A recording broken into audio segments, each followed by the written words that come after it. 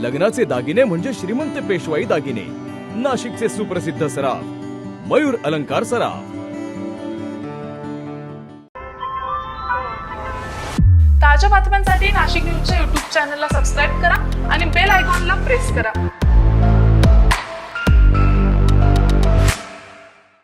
नाशिकमध्ये लवकरच electric double decker bus सेवा सुरू होण्याची शक्यता दिसून येते।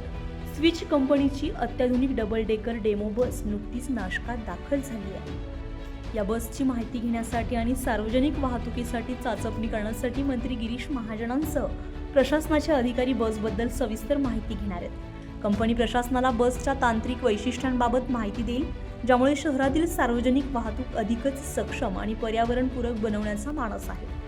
नाशिककरांसाठी ही सेवा कधी सुरू होणार याबाबत उत्सुकता आहे। Bureau report, Nashik news, Nashik.